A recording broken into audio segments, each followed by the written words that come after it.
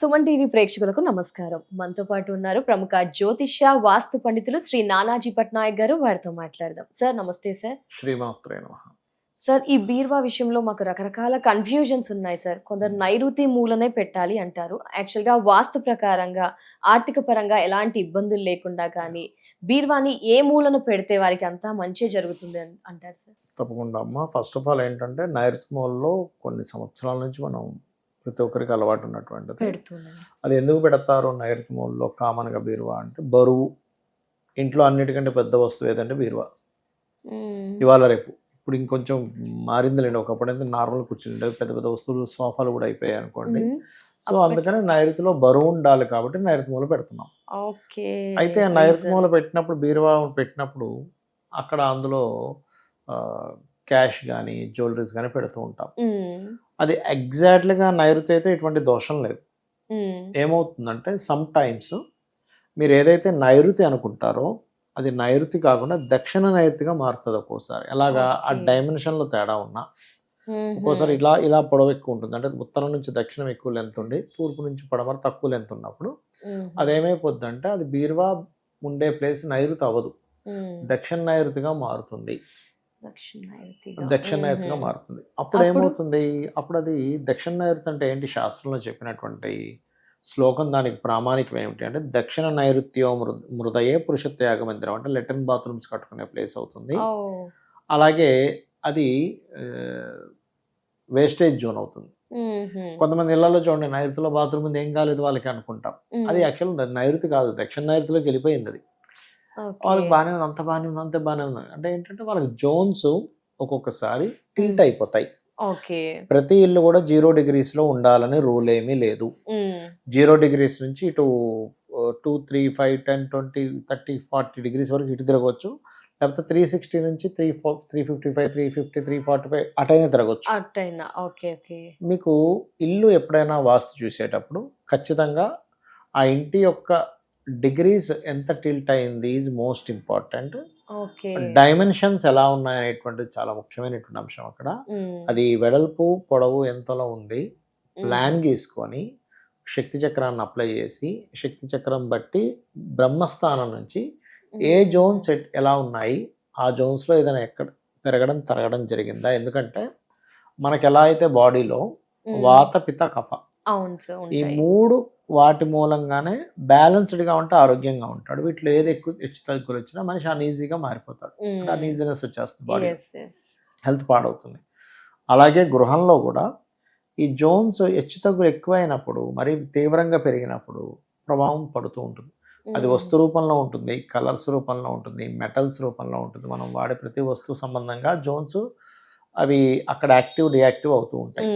అయితే ఇక్కడ మనం బీరువా గురించి మాట్లాడుకుంటున్నాం కాబట్టి నైరుతిలో కామన్ గా బరువు అని పెడతాం మనం మాస్టర్ బెడ్రూమ్ లో. కానీ అక్కడ నైరుతి యాజ్ ఇట్ ఈజ్ నైరుతి అయితే నో ప్రాబ్లం అండి, ఉండొచ్చు. కానీ బీరువాలో మనం ఏం చేస్తున్నాము, బట్టలతో పాటు ఒక చిన్న లాకర్ ఉంటే అందులో మనీ జ్యువెలరీ పెడుతున్నాం. మీకు ఉట్టి బట్టలు ఉంటే మీకు దక్షిణ నైరుతిగా మారినా కూడా పెద్ద ఇబ్బంది ఏం లేదు. కానీ అది సమ్ టైమ్స్ దక్షిణ నైరుతిగా ఉండి అందులో మనీ పెడితే కనుక అక్కడ బీరువా ఉండడం వల్ల పూర్తిగా మీరు ధనాన్ని, జ్యువెలరీని, ఇంపార్టెంట్ డాక్యుమెంట్స్ కూడా పెడతాం మనం ఒక్కోసారి, వాటిని మనం కోల్పోతాం లైఫ్లో. అందుకని ఏం చేయాలి, ఇది ఉదాహరణకి ఇది మాస్టర్ బెడ్రూమ్ అనుకుందాం. ఇది వెస్ట్, అది ఈస్ట్, అది సౌత్, ఇది నార్త్ కదా. ఈ మూల పెట్టండి, వాయువ్య మూల. అంటే అది ఇంటిని బట్టి మారుతూ ఉంటుందా సార్? కొంచెం మారుతుంది, బట్ అంటే వాయువ్య మూల ఇస్ది మనకి యాక్చువల్గా వాస్తులో శాస్త్రంలో ఉన్నటువంటిది. నైరుతి బెడ్రూమ్ లో వాయువ్యం మీద బీరువా అని కాదు, మీ మనీ జ్యువెలరీ అక్కడ పెట్టండి. బీరువా కావాలంటే అక్కడ పెట్టేసుకుని అందులో బట్టలు పెట్టుకోండి, తప్పేం లేదు.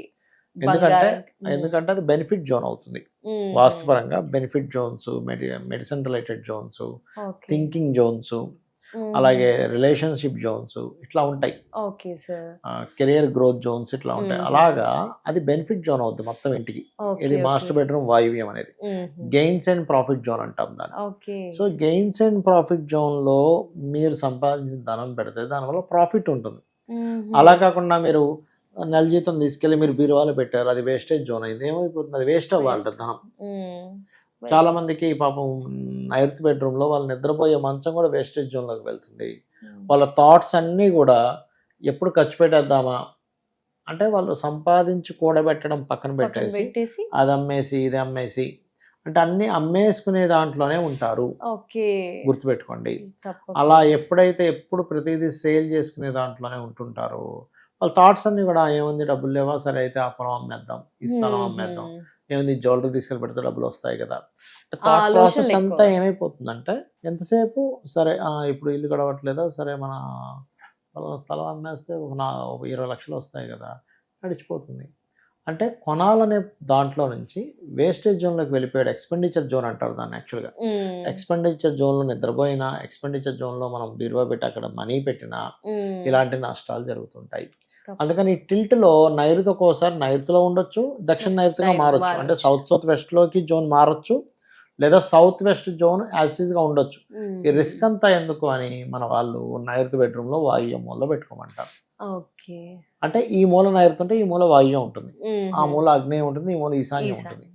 ఆ రకంగా అక్కడ కనుక పెట్టుకున్నట్లయితే వాళ్ళకి ఇబ్బంది అనేటువంటిది ఉండదు. కానీ మీరు ఎప్పుడు కూడా గుర్తుపెట్టుకోండి, ఇంటిని నీట్గా ప్లాన్ చేసుకొని, అంటే ప్లాన్ గీసుకొని ఎక్కడెక్కడ ఏ జోన్స్ వచ్చాయి. ఇప్పుడు ఇందులో కొంతమందికి నైరుతి బెడ్రూమ్లో అలా ఏమి లేదండి, కానీ మాకు మనీ ప్రొడ్యూస్ అవ్వట్లేదు అంటారు. దానికి కారణం ఏమిటంటే ప్రొడ్యూసింగ్ పాయింట్ ఒకటి ఉంది మనకి వాస్తులో.